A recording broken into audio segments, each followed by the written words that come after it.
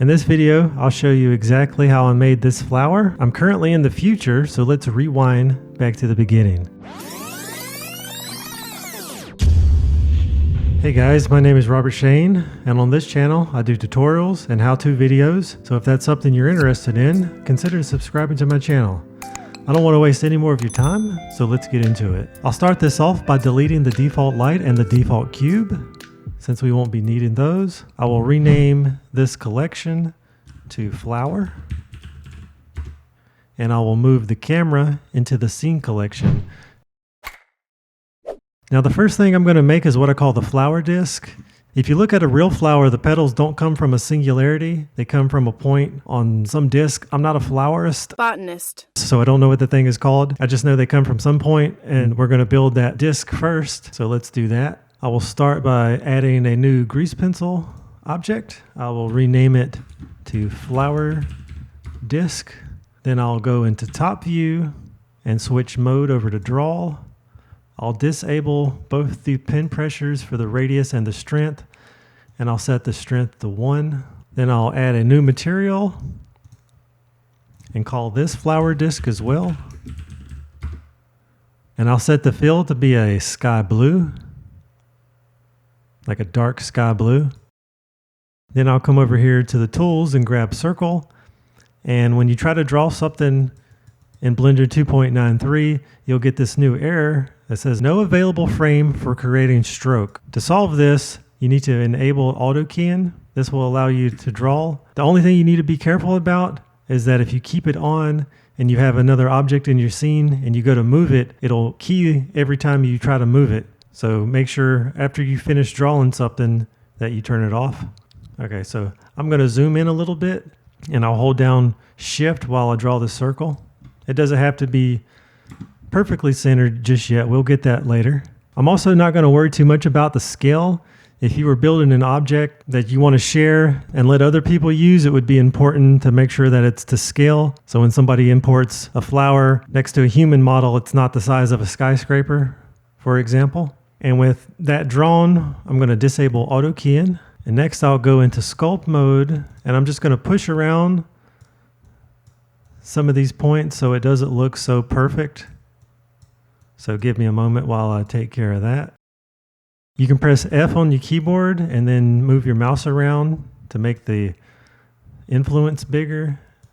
And I'm just going to go around and really kind of play with this thing so it's not so perfectly round.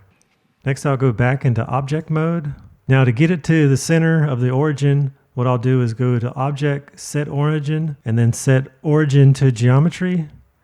That'll put the center in the center of all these points. And then I can take the location and set that to 0. So now our object is right in the center.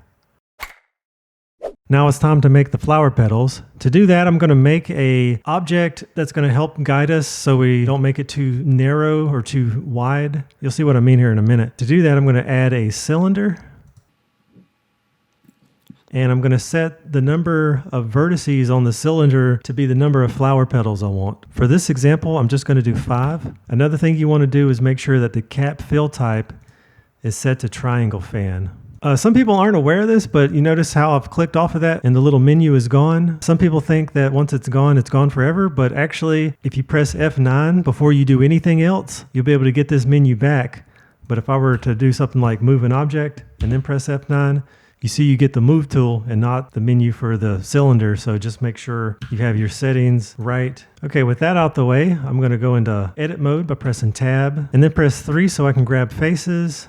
And then I'm going to select one of the faces and press Control I. That'll invert them. Then I'll press delete and then dissolve faces. So now we just have one face. I'll press 7 on the numpad to view this from the top. I'll switch my pivot point to 3D cursor and then I'll scale this up. Now what this object is just a reference. If I were to create a petal that went outside this line, what that means is when I duplicate this around the center that they would overlap each other. And if I were to make them smaller than this triangle, then they would have some gaps in between them. So that's what this reference is for. I'm actually going to move this down so it's behind the flower disc. I'll go to object mode first, and then I'll create a new blank grease pencil. I'll rename this to flower petals. Then I'll go into draw mode. I'll set up a new material. I'll rename the material flower petals. I'll enable fill, and I'll change the base color to be a bright yellow. All right. Next, I'll turn on auto keying so we can draw something. And then I'm just going to rough out a petal. It doesn't have to be too perfect because we can go into sculpt mode and push some of these points around to make it more symmetrical and look better. So I'm going to spend some time to do that, and I'll be right back. Okay, I think that's nice. I will turn off auto keying. Okay, I think the shape from the top looks fine, but if you look at it from the side, it's still really flat. So we can actually delete the cylinder now because we don't need it anymore. Then I will go into object mode. I will add a new lattice. I'll rename the lattice flower petals lattice.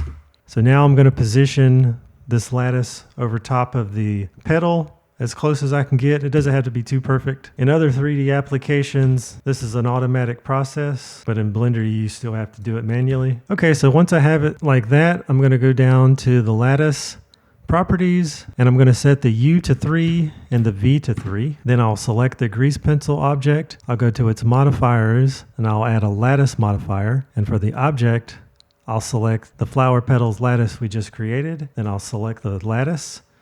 Go into edit mode, then I'll box select these middle ones and push them up, and then I'll box select these in the middle going the other way and move them down so we get something like that. Okay, the next step is to duplicate these around the center. To do that, I'm going to add an empty plane axis. I'll rename this flower petals rotation. Then I'll go back to the grease pencil object. I'll add an array modifier. I'll disable relative offset and enable object offset. Then I'll set the offset object to the empty we just created. Then I'll bump up the count to 5 because that's how many petals we wanted. Then I'll go over to object properties for the flower petals rotation. Yeah, that's what I'm talking about. Oh yeah, very pretty. Now, one thing I want to show you real quick. If I undo this, you see how each petal kind of like goes behind the other one and it's very perfect. If we go down to randomize and for the Z offset, we bump that up quite a bit. You'll see some funky things are happening here, right?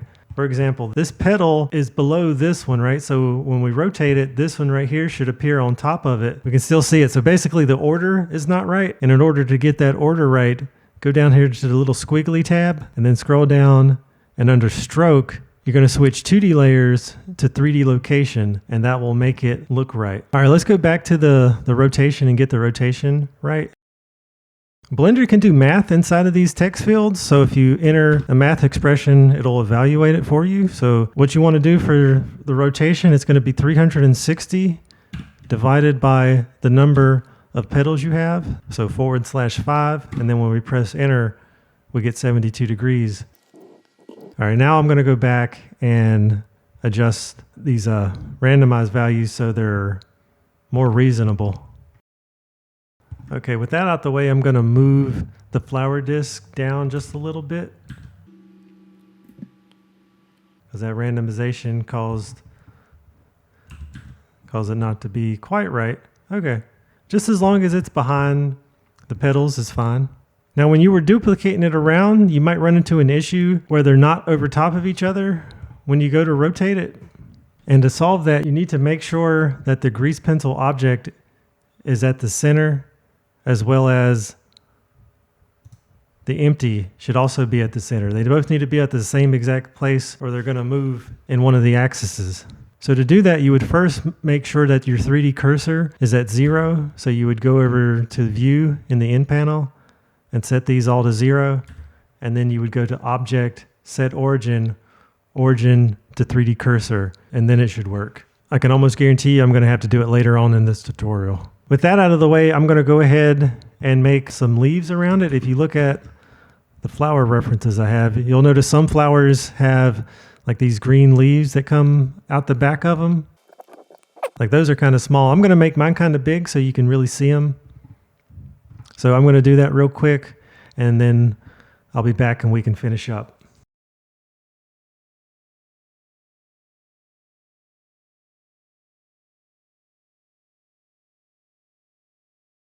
Yeah, and see here, I didn't turn off auto keying, so I have to delete all these keys manually. So that's why make sure you turn it off when you're not using it.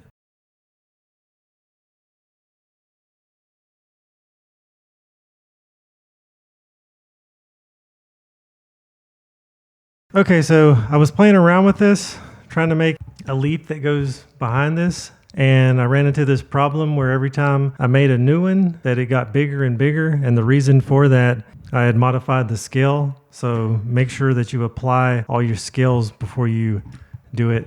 All these should ideally be at 0, except for scale, which should be at 1.